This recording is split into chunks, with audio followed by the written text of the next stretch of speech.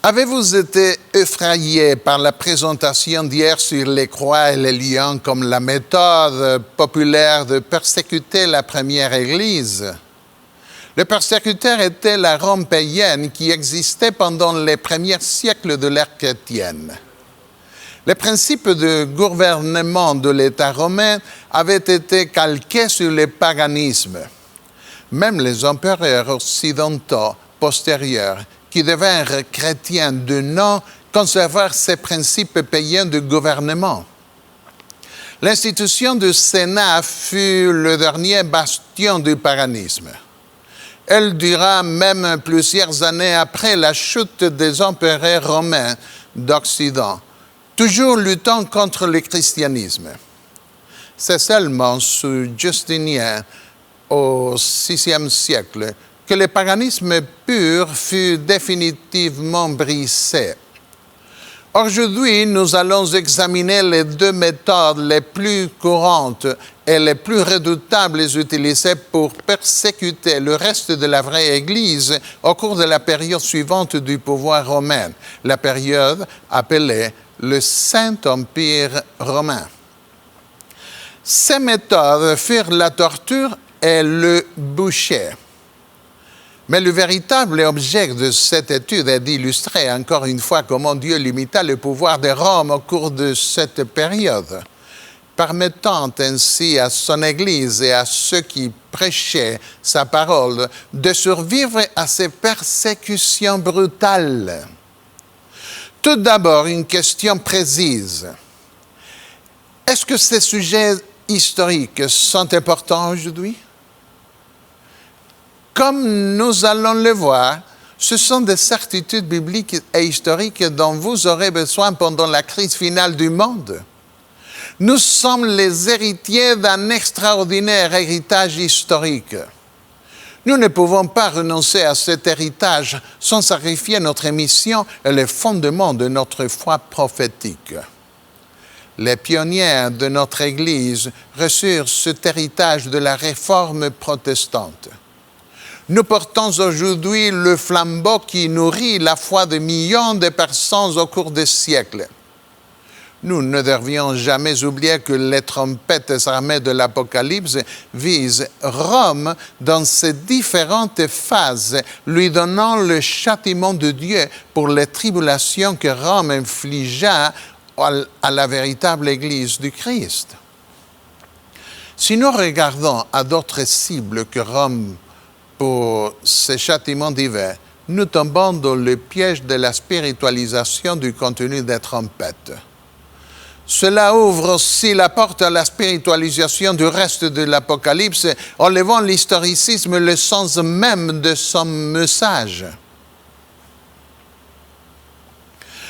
Alors, à ce moment, nous allons considérer le message qui a à voir avec la 5e et la 6e trompette. Les 3 dernières trompettes de l'Apocalypse ont des caractéristiques distinctes. Et les 5e et 6e trompettes sont très clairement différentes de la 7e et dernière trompette. Examinons certains liens terminologiques.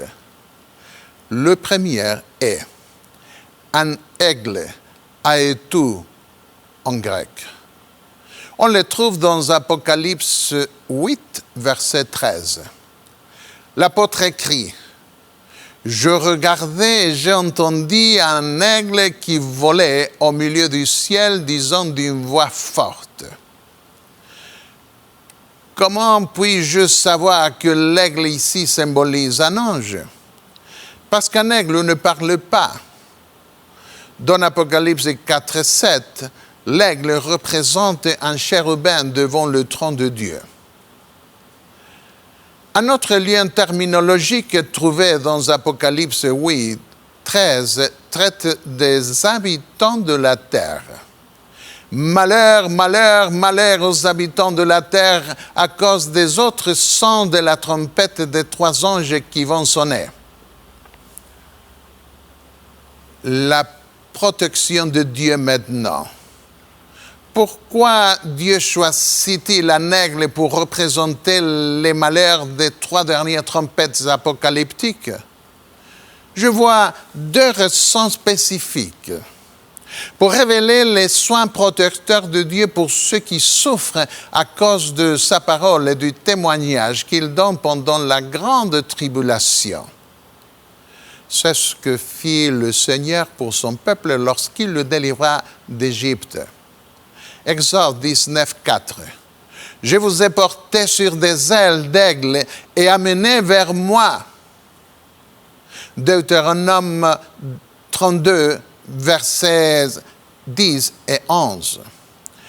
Il l'a entouré, il en a pris soin, pareil à l'aigle qui éveille sa couvée. Voltige sur ses petits, l'aigle, déploie ses ailes, les prend, les porte sur ses plumes. Pour montrer que l'objectif du jugement de Dieu est maintenant l'antéchrist romain du Moyen-Âge. Et nous verrons la raison. Les soins protecteurs de Dieu que Jean compare à un aigle protégeant ses petits sont accordés désormais à son peuple au cours de la tribulation médiévale spécifique de 1260 jours années.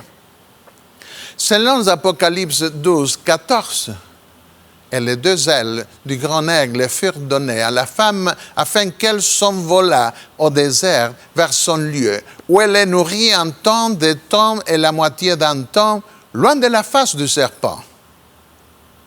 Un temps, 2 temps et la moitié d'un temps correspondent à 1260 jours ou 42 mois mentionnés ailleurs dans l'Apocalypse. C'est la période d'oppression médiévale, l'intervalle de temps entre 538 et 1798 après Jésus-Christ. Le manque de temps nous empêche de discuter ici ces dates prophétiques. Je les examine en détail à la fois bibliquement et historiquement dans mon 4e séminaire sur le sanctuaire, le temps apocalyptique du sanctuaire, que vous pouvez voir ici par le screen. Je l'écris en 2015. Revenons maintenant aux habitants de la terre. C'est une autre expression, un autre lien linguistique dont il est important de considérer maintenant. Dans le livre de l'Apocalypse, les habitants de la terre sont ceux qui adorent l'antéchrist romain du Moyen-Âge et qui persécutent le reste que Dieu protège de la destruction. En fait, ils sont opposés aux habitants du ciel dont le culte est orienté vers le ciel. Apocalypse 13, 5 et 8 dit « Et tous les habitants de la terre l'adoreront, ceux dont le nom n'a pas été écrit dans le livre de vie de l'agneau pendant 1260 ans. » Ainsi, dans Apocalypse 6.10, les martyrs du Moyen-Âge qui font partie du 5e sceau crient pour le jugement de Dieu contre les habitants de la terre qui les tuèrent à cause de la parole de Dieu et du témoignage qu'ils donnèrent. Leur cri apocalyptique est exprimé dans les termes suivants. « Jusqu'à quand tardes-tu à juger et à tirer vengeance de notre sang sur les habitants de la terre ?» Dieu répond partiellement à ce cri par le jugement des trompettes et complètement à la fin des temps avec les 7 derniers fléaux. À la fin, les habitants de la terre seront à nouveau trompés et adoreront l'antéchrist romain. Cela signifie que, bien que la papauté avait été blessée, à la fin récupéra le pouvoir politique qui lui fit enlever par le pouvoir séculier. Notez que les 4 premières trompettes ne contiennent pas de malheur ni de malédiction. Le fait que les 3 derniers jugements de trompettes sont tous les 3 des malheurs indique que le châtiment est plus sévère. Pourquoi? Parce qu'il est donné à une église apostate. Les païens n'avaient pas l'évangile et dont leur châtiment ne fut pas aussi sévère que celui mérité par les chrétiens renégats qui les suivirent. Une plus grande lumière implique une plus grande responsabilité devant Dieu et le monde et exige une peine plus sévère si les avertissements de Dieu ne sont pas pris en compte. Le fléau de Dieu tombe maintenant sur une église chrétienne apostate qui occupe le trône des empereurs antiques, causant une plus grande tribulation pour ceux qui annoncent la parole de Dieu. Dans le 5e sceau, nous sommes sous la grande tribulation du Moyen-Âge. À l'époque suivante, révélée dans le 6e sceau, nous passons au temps de la fin et aux signes astraux annonçant la venue d'une nouvelle génération qui ne serait pas vaincue, mais qui verra la venue du Seigneur. Jésus lui-même fait référence à cette grande tribulation dans Matthieu 24 et 21, qui serait suivie des signes astraux de la fin du temps. Comme nous l'avons déjà vu dans un message précédent, la grande tribulation correspond à la 10e tribulation infligée par Rome, maintenant sous le régime de l'union de l'Église et de l'État dans ce qui était connu à l'Ouest comme le Saint-Empire romain. Dieu répond aux cris qui proviennent de cette grande tribulation par deux malheurs, malheur-jugement des trompettes, à savoir les 5e et 6e trompettes. J'envie la femme église prostituée, ivre du sang des saints et du sang des témoins de Jésus. Apocalypse 17, 6. C'est encore une fois une claire référence à une église corrompue qui épouse les rois de la terre et persécute par leur intermédiaire l'autre femme église qui s'enfuit loin de cette prostituée sanguinaire. C'est la guerre d'une église officielle qui épousa les rois de la terre contre une église pure qui est mariée au Seigneur Jésus-Christ. En fait, j'en dis dans Apocalypse 6, versets 9 et 10, « Je vis sous l'autel les âmes de ceux qui avaient été immolés à cause de la parole de Dieu et à cause du témoignage qu'ils avaient rendu. » Et dans Apocalypse 17, 6, il répète « Et je vis cette femme, la prostituée, ivre du sang des saints et du sang des témoins de Jésus. » Pendant le Moyen-Âge, la domination papale conduit à la suppression de la parole de Dieu et à la persécution de ceux qui la proclamaient. Les gens qui voulaient comprendre la parole de Dieu et les évangiles pour eux-mêmes devaient le faire dans la clandestinité. Si les autorités de l'époque trouvaient une Bible dans une maison, ses habitants ne pouvaient s'attendre qu'à la torture ou à être brûlés sur les bûchers. Les Vaudois fuirent vers les plus hautes montagnes du Piémont dans le nord de l'Italie. Là, ils pouvaient adorer Dieu en paix et traduire la Bible dans la langue du peuple.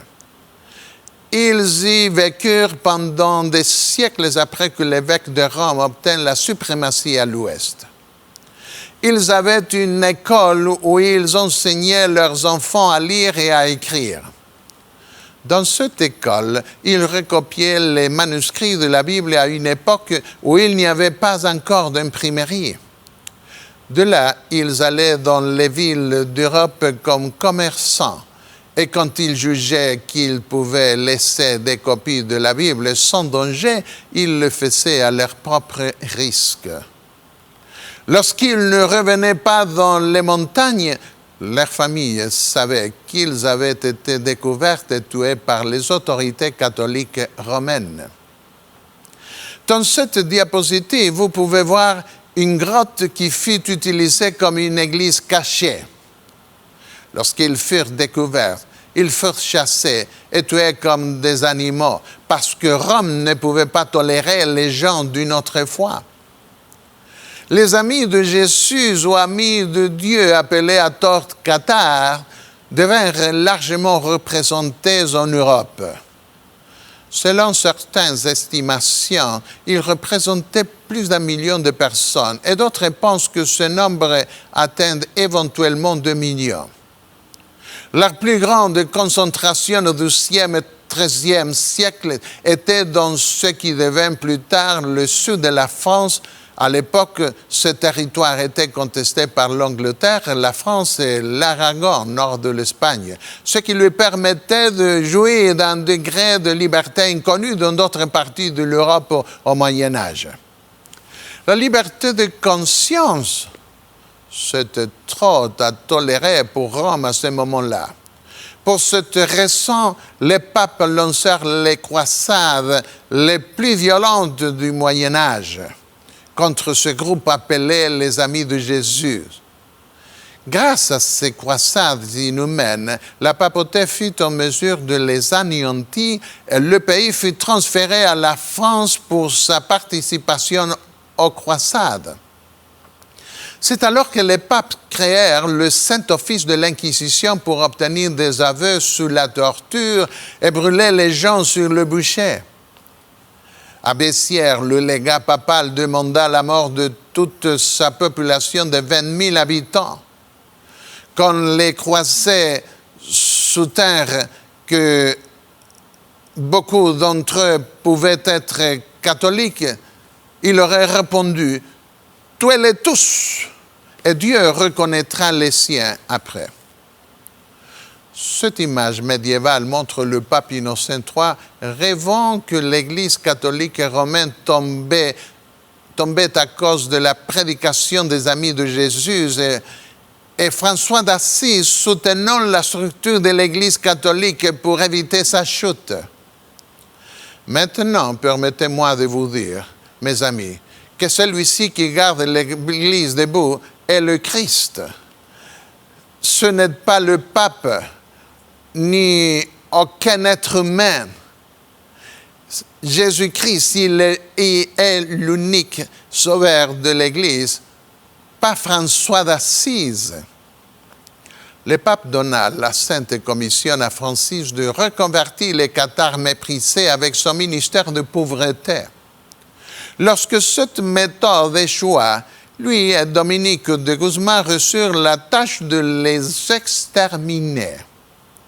Les franciscains et les dominicains furent les premiers ordres religieux à recourir aux tribunaux de l'Inquisition pour extirper l'hérésie. Dans l'une de ces illustrations, Dominique est représenté au ciel 1 an après sa mort, soi-disant dans la gloire. 2 supposés hérétiques sont brûlés en commémoration. Afin de justifier leur cruauté, les papes lancèrent une campagne de diffamation contre les Amis de Jésus. Ils les appelèrent les cathares, les accusant de baiser et d'adorer les organes génitaux d'un chat. Ainsi, cathare signifie adorateur des génitales d'un chat. C'était une vile insulte. L'Église catholique romaine finit par les appeler parfaits, non parce que les Amis de Jésus se crurent parfaits, mais parce que les papes étiquetaient leur croyance de parfaite hérésie. En outre, les Amis de Jésus n'étaient pas nécessairement dualistes, comme ils en ont été souvent accusés. Ils ne croyaient pas nécessairement que le mal ou bien et bien coexisteraient éternellement. Certains manuscrits de ceux appelés à tort cathares ont survécu et nous montrent comment ils rejetaient cette accusation. Ils disaient que tant que ce monde durerait, le prince de ce monde serait toujours mauvais. Nous pouvons imaginer comment ce message offensait les papes qui anéantissaient quiconque prêchait que ce monde était mauvais. Paradoxalement. Le plus grand brûlot d'hérétiques a eu lieu lors d'une destruction massive de ces cathares diffamés à tort. Leurs dirigeants furent brûlés vifs, des centaines à la fois. La croyance en un enfer éternel conduit Rome à introduire un enfer déjà ici sur terre, encourageant la torture et la mise au bûcher des hérétiques. Selon cette doctrine païenne inhumaine, Dieu punirait éternellement les pécheurs pour leurs péchés de cette courte vie. Par conséquent, des tourments éternels pouvaient déjà commencer à juste titre ici-bas sous l'administration de l'Inquisition. J'ai visité plusieurs musées de l'Inquisition en Europe et en Amérique latine. Parmi tous les musées que j'ai vus, celui qui donne la représentation la plus dure et la plus vivide de la torture se trouve à Carcassonne, dans la plus grande forteresse cathare du XIIIe siècle. Ma femme et moi avons passé une semaine à visiter le pays cathare, comme cette région est appelée aujourd'hui.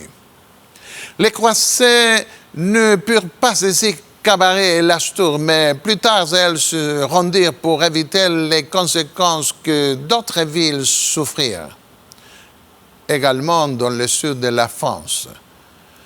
Thermes fut détruite après 10 mois de siège. Montségur fut le dernier bastion des Cathares. Il est situé à l'entrée des Pyrénées. C'est un endroit merveilleux. Il tomba après 10 mois de siège et plus de 200 amis de Jésus qui refusèrent de renier leur foi souffrirent en conséquence d'être brûlés au bûcher. La prophétie apocalyptique prévoit que l'antéchrist romain recevrait le pouvoir de faire la guerre aux saints et de les vaincre. Apocalypse 13, 7. Les massacres commis en France pendant l'époque de la Réforme sont plus connus. Le plus dramatique et le plus cruel fut le massacre de la Saint-Barthélemy. Entre 50 000 et 100 000 huguenots protestants furent cruellement assassinés. Nous avons également visité Constance, où Hus et Jérôme, les réformateurs bohémiens, furent brûlés vifs. Sur cette diapositive, la grande pierre est l'endroit qui commémore ce crime infamant. De nombreux soi-disant hérétiques moururent en chantant des hymnes jusqu'au moment où les flammes firent taire leur voix. Lorsque les martyrs, ces soi-disant hérétiques, essayaient de donner leur témoignage avant d'être brûlés, les prêtres criaient de façon que les gens ne puissent pas les entendre. Comme nous l'avons déjà vu, selon le 5e sceau de l'Apocalypse, ils subirent la persécution à cause de la parole de Dieu et du témoignage qu'ils donnaient. La description des 5e et 6e sceaux était également prévue par Jésus dans les évangiles lorsqu'il dit « Aussitôt après ces jours de détresse, le soleil s'obscurcira, la lune ne donnera plus sa lumière, les étoiles tomberont du ciel, et les puissances des cieux seront ébranlées. » Matthieu 24, 29. Que fit le Seigneur face à ces crimes horribles? La réponse est donnée à l'avance dans les 5e et 6e trompettes de l'Apocalypse. La 5e trompette annonce la première invasion musulmane par les Sarrasins. Les Arabes sont des descendants d'Ismaël, fils d'Abraham, et d'une servante appelée Agar. Alors que les Juifs viennent d'Isaac, seul fils de légitime d'Abraham. Concernant Ismaël, le Seigneur s'engagea à multiplier sa postérité qui serait si nombreuse qu'on ne pourra pas la compter. Dieu prédit également qu'il serait comme un âne sauvage. Sa main sera contre tous, et la main de tous sera contre lui. Et il habitera en face de tous ses frères. Genèse 16, 10 au 12. Il s'agit d'une incroyable représentation du peuple arabe tout au long des siècles jusqu'à aujourd'hui. Passons maintenant à la 5e trompette. Le 5e ange sonna de la trompette. Et je vis une étoile qui était tombée du ciel sur la terre. La clé du puits de l'abîme lui fut donnée. Apocalypse 9, 1. Comme les étoiles, les Arabes vinrent de l'Est. Une étoile tombe, ouvrant l'abîme. Est-ce une référence à Mahomet qui aurait été trompé par le diable et qui tomba du ciel? Sur cette diapositive, nous pouvons voir Mahomet recevant une vision soi-disant de l'ange Gabriel. Était-il un vrai prophète? Non. De nombreux chrétiens essayent d'évangéliser les musulmans à l'aide de leur propre livre, le Coran. Il est parfois difficile de dire s'ils convertissent vraiment des musulmans au Christ ou s'ils se convertissent à Mahomet. Mais Mahomet se plaça au-dessus de la Bible et offrit à sa place une religion vengereuse. Mahomet se considérait comme plus grand que le Christ et prétendait que ce dernier n'était pas le Fils de Dieu. De cette façon, il s'écartait de la grande lumière qui est le Christ. Genèse 1, 16, Matthieu 4, 12, Jean 8, 12. Il ouvrait donc l'abîme, la place des démons. Une étoile qui tombe du ciel peut être vue comme une arrogance équivalente à celle du roi de Babylone qui répéta l'histoire de Lucifer qui tomba du ciel, Ésaïe 14. Il n'était pas un vrai prophète non plus, mais tomba aussi sur le peuple de Dieu, apostat, comme l'a fait aussi Lucifer, espérant ainsi détruire ce monde. Maintenant, est-ce que les guerres musulmanes étaient des jugements de Dieu ou des guerres démoniaques? Quel est le rôle de Dieu et le rôle du diable dans ces guerres? Le prophète Ésaïe fournit la réponse lorsqu'il expliqua que Dieu punit son peuple par le roi d'Assyrie et dans ce but prit ce roi comme une verge dans sa main, même si ce roi n'en savait rien, mais croyait qu'il les avait conquises à l'aide de ses dieux. Ésaïe 10. Dieu a également appelé le roi de Babylone son serviteur pour punir son peuple apostat, ce qui ne veut pas dire qu'il était d'accord avec tout ce que ce roi fit. La Bible révèle Dieu comme l'arbitre de toutes les destinées, celui qui établit les rois et les dépose. Il permet à Satan de détruire de nombreux peuples et pays, mais il fixe des limites à l'œuvre du diable. Que pouvons-nous dire des affreux carnages qui durèrent si longtemps entre musulmans et chrétiens, catholiques? Était-ce l'œuvre de Dieu? Non, bien sûr que non. Dieu permet au prince du mal de faire son travail abominable, mais il limite ses méchantes ambitions. Lisons cette dure réalité dans le livre La tragédie des siècles d'Ellen White. Satan fait ses délices de la guerre qui excitent les pires passions. Puis il précipite dans l'éternité ses victimes ivres de vice et de sang. Il met les nations à la guerre afin d'empêcher les hommes de se préparer à subsister au jour de Dieu. Page 520 du livre Tragédie des siècles. Le diable, par le biais de la religion musulmane, tomba sur le monde apostat du Moyen-Âge avec une grande fureur. À la fin, il tombera de nouveau sur le monde apostat avec d'énormes malheurs, comme on peut le lire dans Apocalypse 12, verset 12. Malheur à la terre et à la mer, car le diable est descendu vers vous, animé d'une grande colère. Nous trouvons dans de nombreux textes de la Bible que les actions du diable sont permises par Dieu qui regarde au-delà de la vision limitée des œuvres humaines. Les malheurs venant de Dieu représentés par les 3 dernières trompettes peuvent être considérés dans ce contexte comme une punition venant de Dieu qui autorise le diable à exécuter son travail de destruction sur l'un des agents de Satan pour prendre le contrôle du monde.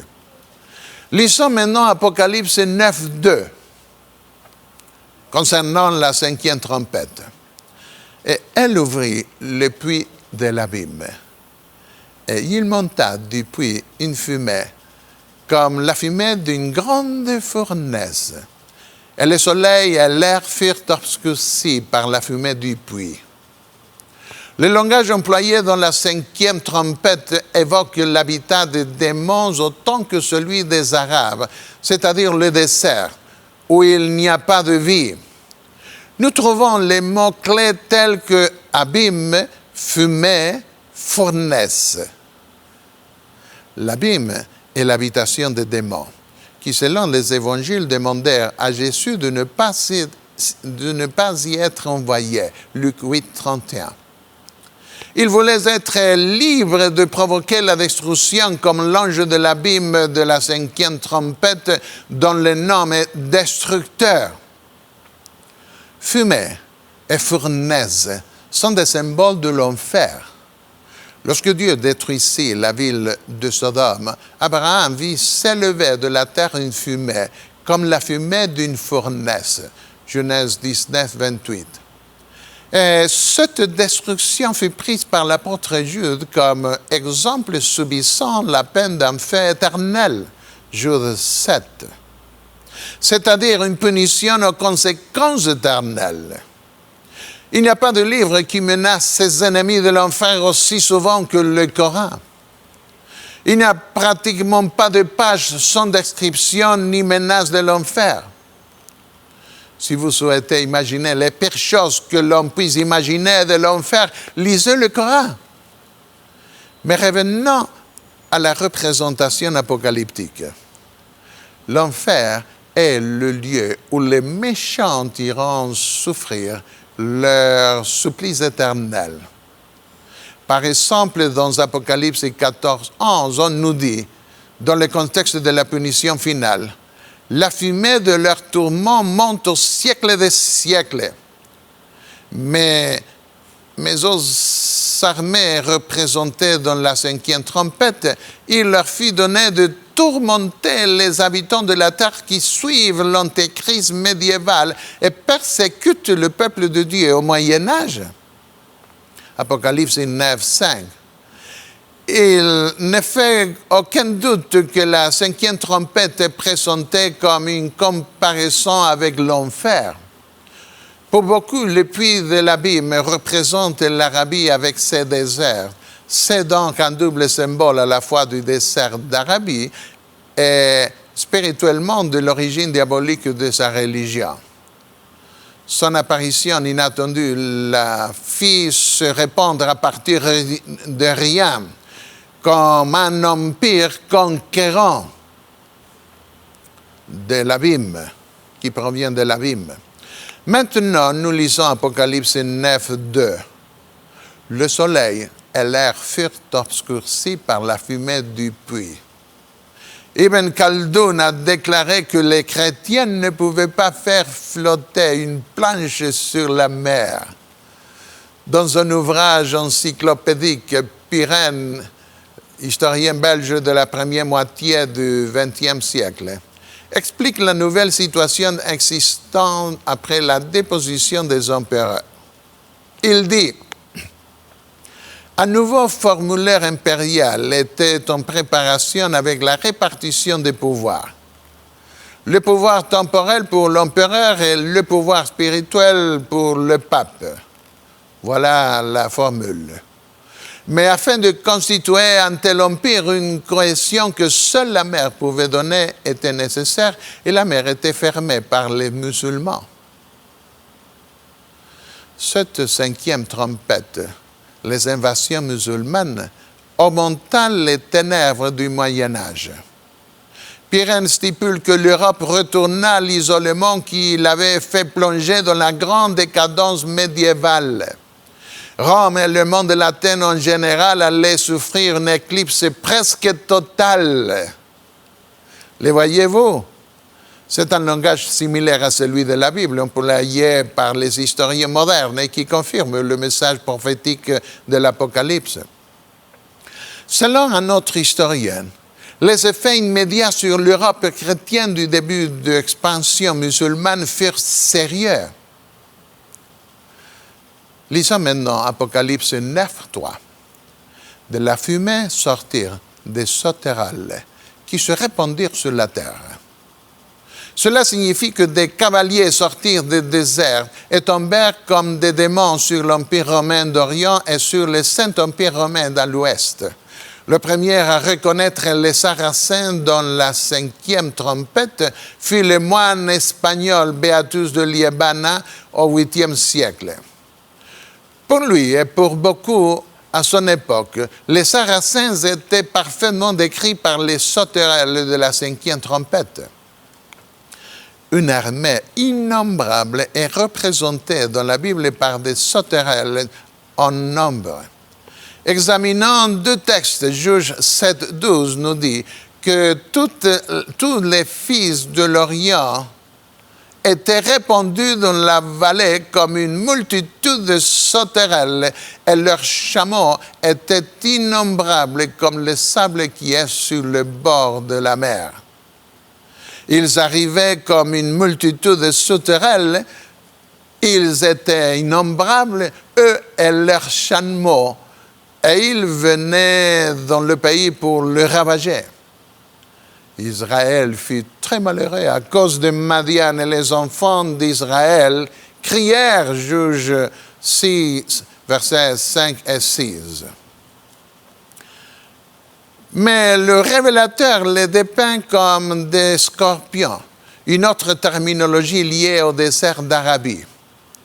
Apocalypse 9, 4 et 10 disent « Il leur fit donner un pouvoir comme le pouvoir qu'ont les scorpions de la terre. Elles avaient des queues semblables à des scorpions et des aiguillons, et c'est dans leur queue qu'était le pouvoir de faire du mal aux hommes. » Les scorpions sont connus par leur piqûre inattendue.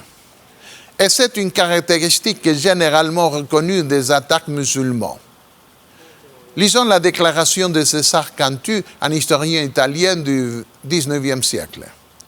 Faisant référence à l'armée musulmane, il écrivit « Son apparition inattendue a toujours été la tactique bédouine de base. » Cette caractéristique arabe avait déjà été décrite dans la Bible.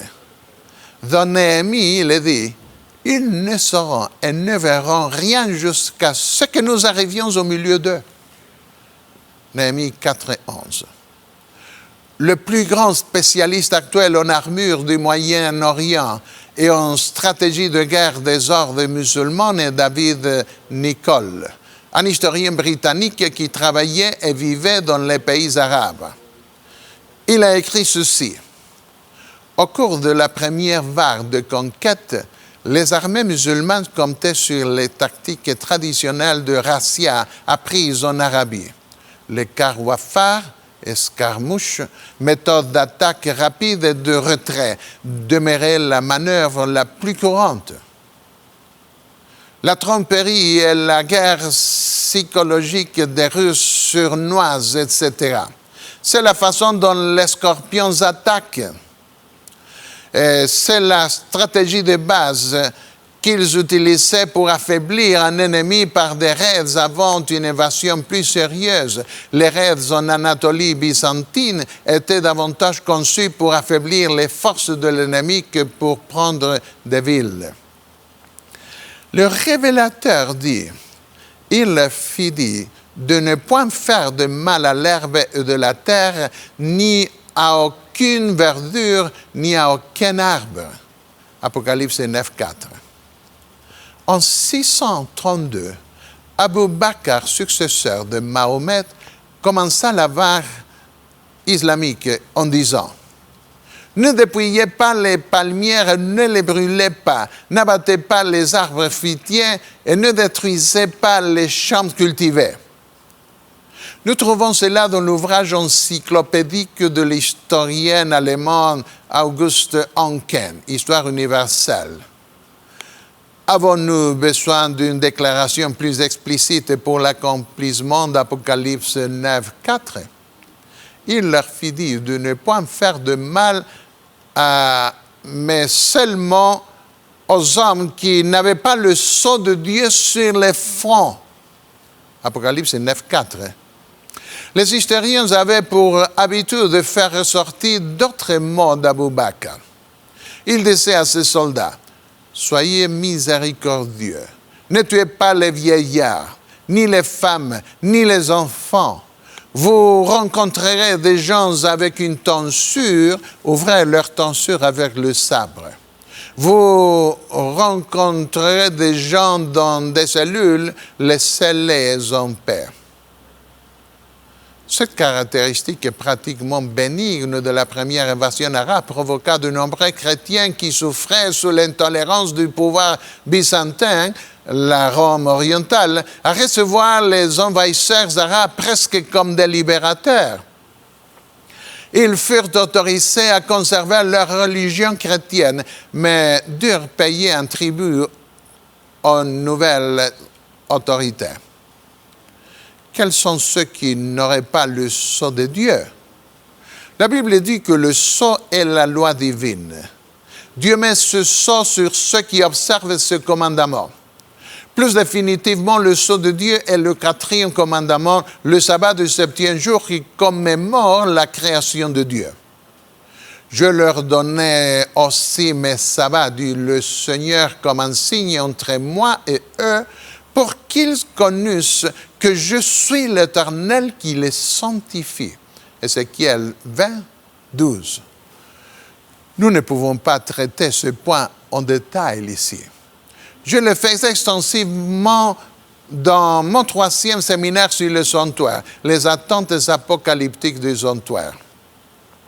Dès que les évêques de Rome devinrent papes et occupèrent le trône des empereurs de Rome, des lois du dimanche commencèrent à être décrétées, remplaçant le véritable jour du culte, le sabbat du 7e jour.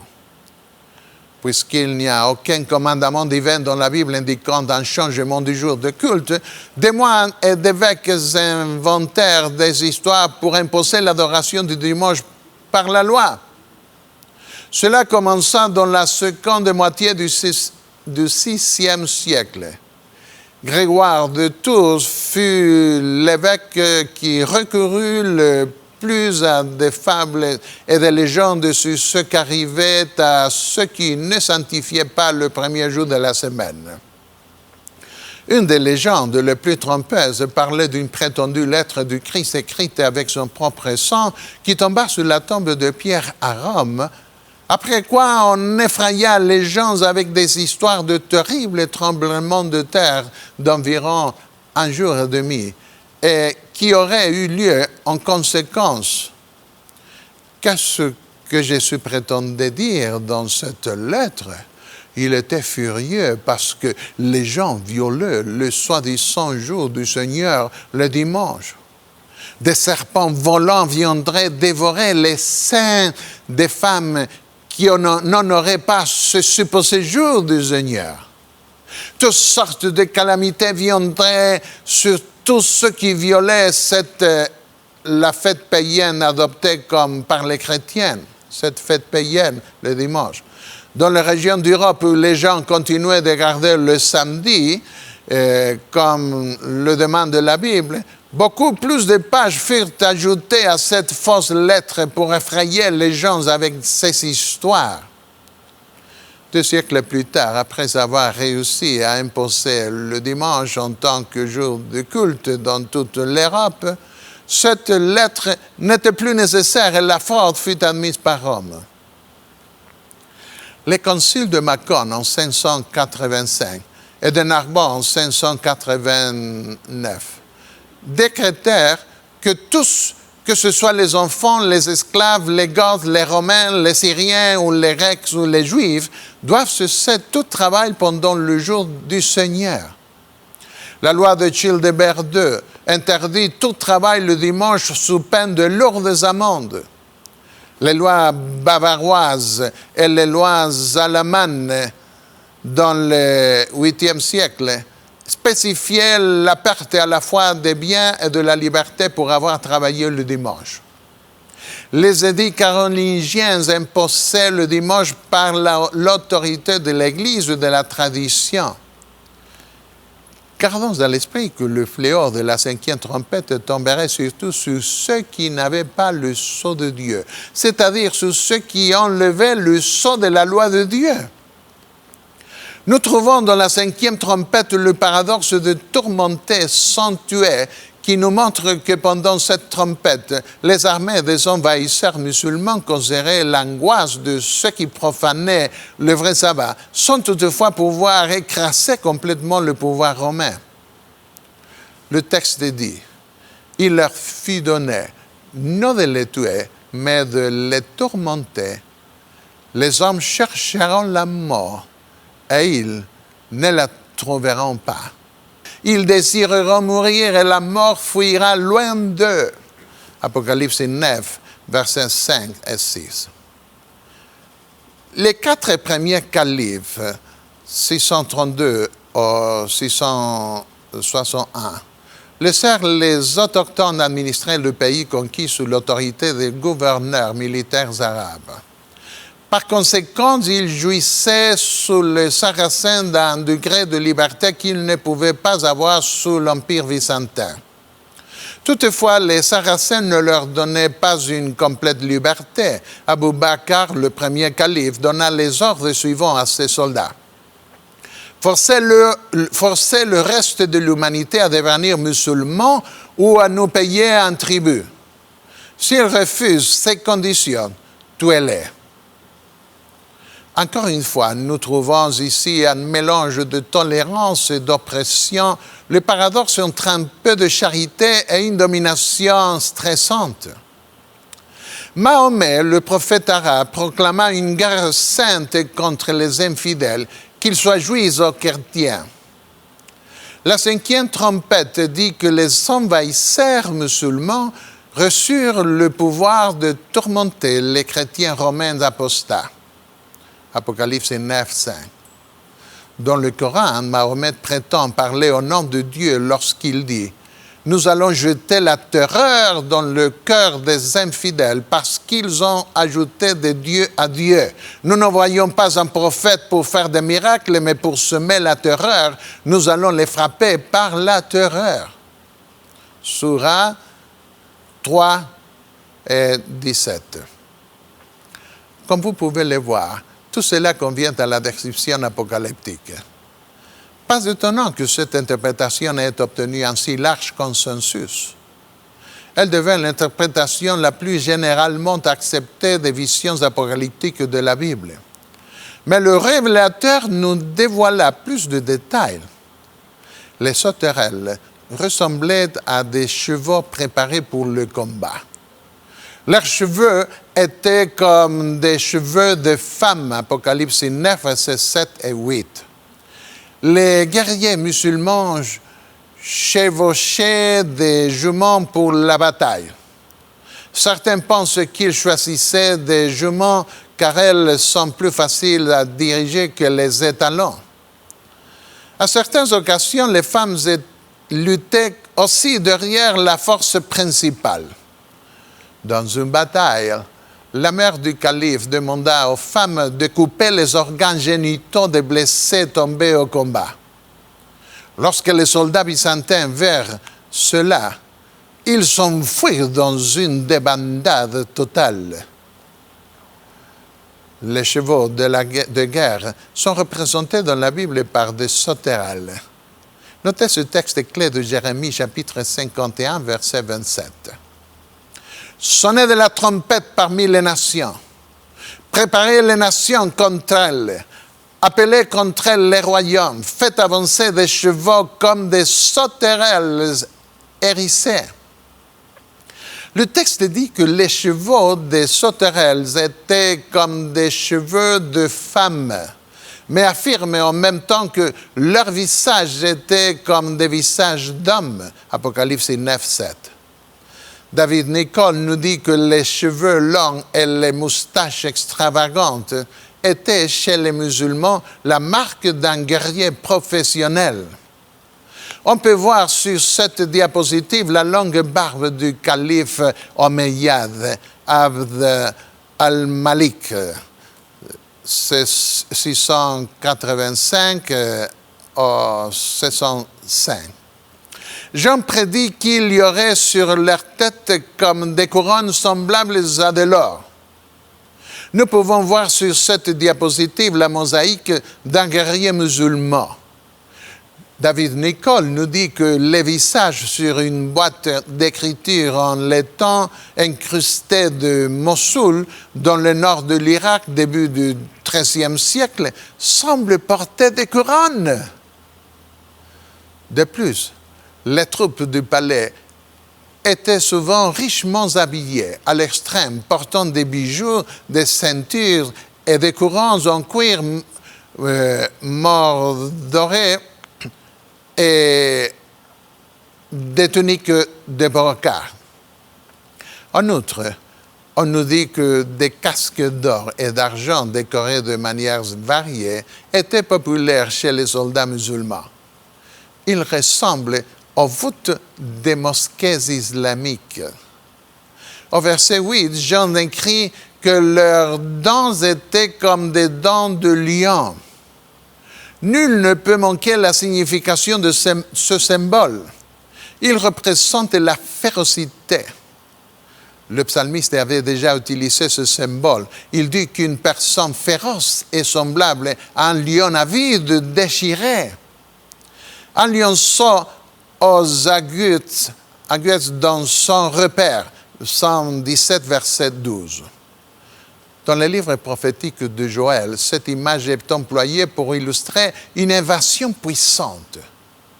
Une nation a envahi mon pays, puissante et innombrable. Elle a les dents d'une lionne. Dieu n'a pas ménagé ces mots pour dépeindre les cavaliers musulmans. Le bruit de leurs ailes était comme un bruit de chars à plusieurs chevaux qui courent au combat, Apocalypse 9, verset 9. Sous le terme arabe encarta à cette déclaration. Traditionnellement, seules les juments étaient chevauchées pour la bataille. Elles étaient appelées Banat Ari, filles du vent de feu. La représentation du guerrier arabe comprend également son cheval. Ils avaient des cuirasses comme des cuirasses de fer. C'est ce que vous pouvez voir sur cette diapositive. Ils protégeaient à la fois les chevaux et les cavaliers par des cuirasses de fer.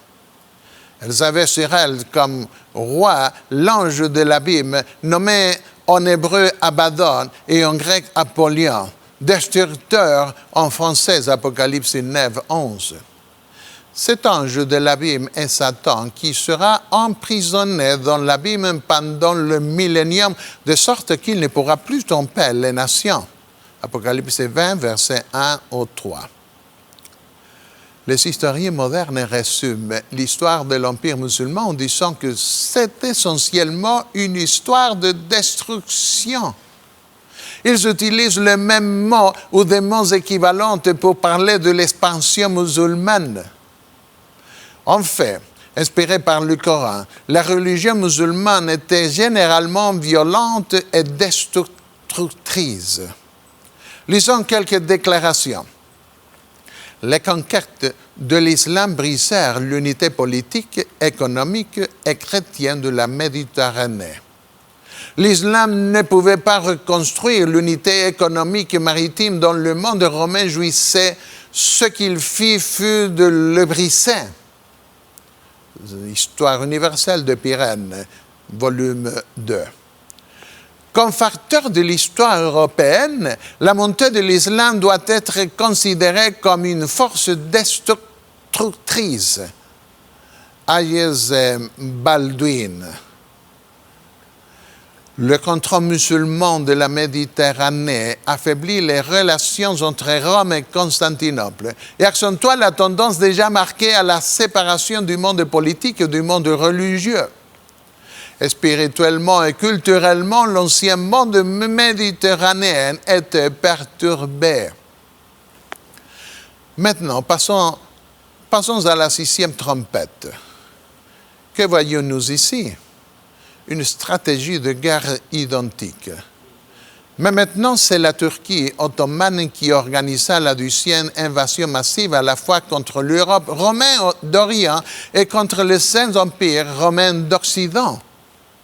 Comme on peut le voir, les 5e et 6e trompettes dépeignent l'apparition et l'expansion de l'islam. Ces trompettes ont un contenu très imagé. Elles décrivent d'innombrables armées de cavaliers.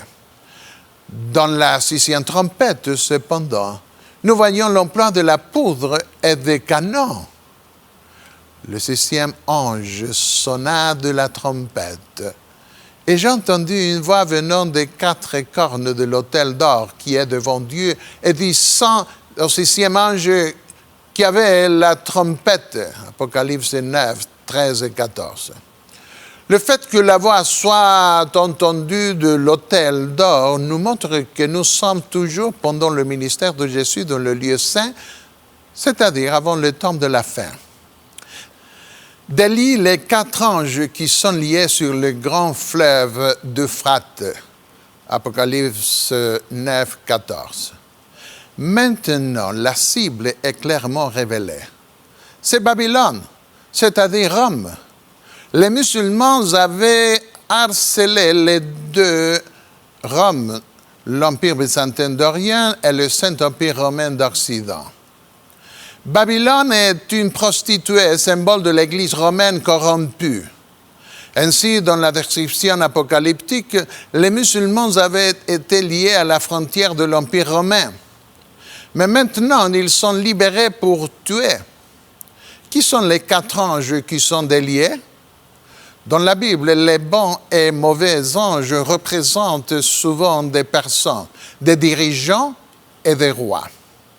Dans la première vision de Jean, ils sont l'arrière-plan spirituel des anciens et des pasteurs de cette église auxquelles Jésus écrit des lettres.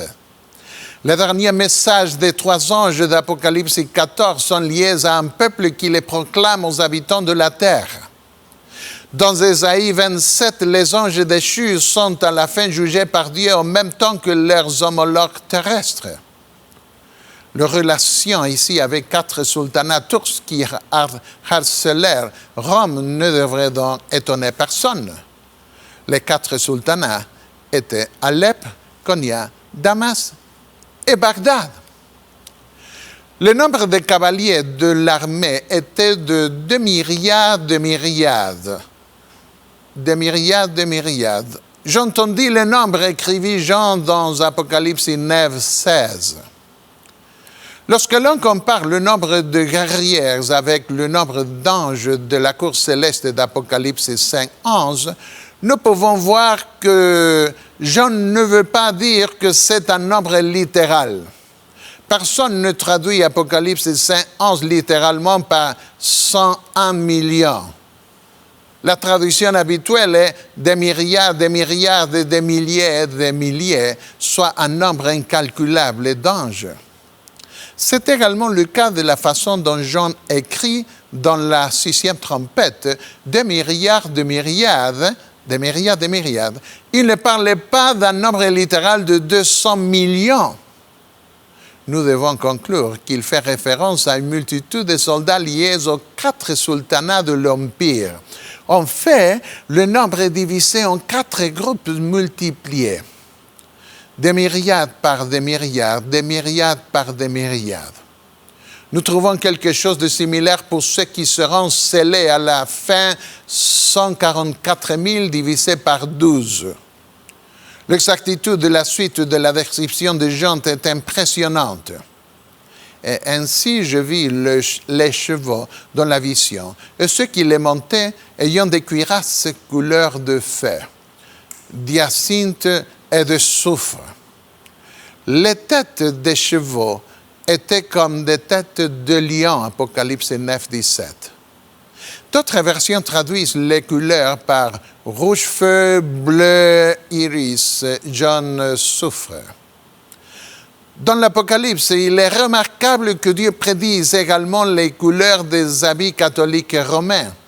La prostituée était vêtue de pourpre et d'écarlate, et parée d'or, de pierres précieuses et de perles. Elle tenait dans sa main une coupe d'or remplie d'abominations et des impuretés de sa prostitution. Apocalypse 17, 4. Ce diapositive montre ces couleurs qui sont si prédominantes au Vatican. Nous n'avons pas besoin d'aucun autre commentaire. Il en est de même de la description apocalyptique des guerrières ottomans. Afin d'aider les chrétiens d'associer la 6e trompette aux tours ottomans, Dieu révéla même les couleurs des soldats. En fait, on dit que les Turcs allaient à la guerre habillés comme s'ils allaient à un mariage. Regardez les couleurs de la division Sipahi, qui finit par devenir la plus importante des 6 divisions de la cavalerie ottomane. C'étaient les chevaliers turcs. On nous dit que le vêtement des Spahis ou Sipahis était riche à l'extrême. Les contemporains mentionnent un tissu d'or et d'argent, ainsi que de l'écarlate, du violet, du bleu foncé et du vert avec des broderies d'or. Gauche, Renaissance, warfare. L'écueil des chevaux était blanche, décorée avec des rubans rouges et bleus et transportée sur des porteurs rouges surmontés d'une boule dorée. Regardez cette image. Quelles étaient les couleurs exceptionnelles des janissaires qui se battaient aux pieds? Les janissaires furent créés par le sultan Mourad I au XIVe siècle et abolis en 1826 par le sultan Mahmoud II. Les couleurs dominantes de leur uniforme étaient les 3 couleurs vives annoncées par la prophétie. Comme vous pouvez les voir, le rouge, le bleu et le jaune sont les couleurs vives qui, en plus, peuvent être combinées avec du vert et d'autres couleurs. Comme la 6e trompette aida les réformateurs à survivre à la tentative catholique romaine de les écraser. Ellen White explique. À plusieurs reprises déjà, la perte de ceux qui osaient résister à Rome avait paru imminente. Mais à un moment critique, une diversion survenait. Ou bien c'étaient les armées turques qui faisaient leur apparition sur la frontière orientale. La lutte et les complications internationales donnaient ainsi à la réforme le temps de se consolider et de s'étendre. Nous trouvons une tactique similaire représentée par les scorpions de la 5e trompette. Maintenant, dans la 6e trompette, cette tactique est représentée par des serpents qui, comme les scorpions, blessent ou c'est le moins prévisible. Apocalypse 9, 19 indique que le pouvoir des chevaux était dans leur bouche et dans leur queue. Leurs queues étaient semblables à des serpents ayant des têtes, et c'est avec elles qu'ils faisaient du mal. Les têtes de chevaux étaient comme des têtes de lions. Et de leur bouche, il sortait feu, de la fumée et du soufre. Apocalypse 9, 17. Ce sont les composants de la poudre à canon. Constantinople, la capitale romane orientale, tomba sous le bombardement de canons. Il est temps de conclure notre étude. Permettez-moi d'affirmer avec Ellen White, qui dit cela en 1895. en référence aux 7 trompettes. Les 7 anges se tenaient devant Dieu pour recevoir leur commission. 7 trompettes leur furent données, mais la miséricorde y est mélangée au jugement. Apocalypse 7 et 8, 3 et 4. À la différence des 7 derniers fléaux, les jugements de trompette sont des jugements partiels mélangés de miséricorde. C'est seulement à la fin de la 7e trompette que la colère de Dieu est totalement révélée avec le déversement des 7 fléaux. Contre qui la colère de Dieu est-elle révélée? Lisons-le sous la plume de l'apôtre Paul dans Romains 1, 18. La colère de Dieu se révèle du ciel contre toute impiété et toute injustice des hommes qui retiennent injustement la vérité captive. Nous faisons face maintenant à une époque où les églises et les religions, les politiciens et les nations s'unissent encore une fois pour rendre hommage sur des points essentiels à la papauté. Grâce à ces points clés, la papauté s'attend à récupérer son autorité politique perdue. Les nations tomberont dans le piège parce qu'elles ne font pas attention au jugement que Dieu exécuta contre Rome dans ces 2 premières phases. En fait, la 6e trompette se termine en déclarant « Les autres hommes qui ne furent pas tués par ce fléau ne se repentirent pas des œuvres de leurs mains de manière à ne point adorer les démons et les idoles d'or, d'argent, d'airain, de pierre et de bois, qui ne peuvent ni voir, ni entendre, ni marcher. C'est la raison pour laquelle ce monde tombera encore et maintenant définitivement dans le piège du prince usurpateur de ce monde. Volontairement ou involontairement, ils adoreront à nouveau l'Antéchrist. Tous ceux qui adorent l'Antéchrist mériteront donc d'être détruits à la dernière trompette, lorsque le Seigneur reviendra pour détruire les nations de la terre. En quoi cela nous concerne-t-il? Tiendrons-nous compte des avertissements de l'apôtre? Ces choses leur sont arrivées pour servir d'exemple et elles ont été écrites pour notre instruction à nous qui sommes parvenus à la fin des siècles, dit l'apôtre Paul. Ainsi donc que celui qui croit être debout prenne garde de tomber. 1 Corinthiens 10, versets 11 et 12. Gardons la foi de nos ancêtres spirituels dans leur compréhension des avertissements apocalyptiques. Nous en aurons besoin pour comprendre la dernière crise, pour connaître notre position et la mission qui nous a été confiée par le Seigneur. Ferons-nous attention aux avertissements de Dieu et nous préparerons-nous à rencontrer le Seigneur? Amen. Amen. Notre Père céleste, nous te remercions par tes avertissements. Nous savons que nous sommes devant la dernière trompette, devant le dernier jugement. Nous savons que nous arrivons bientôt à la dernière tribulation. Nous voulons compter avec ta grâce, avec la présence de ton esprit pour nous garder du mal et pour nous maintenir fidèles à ta parole, à ta loi. Nous voulons avoir le sceau de Dieu sur nous pour nous protéger des derniers fléaux. Que tes anges nous accompagnent jusqu'au jour de ta venue. Au nom de Jésus. Amen.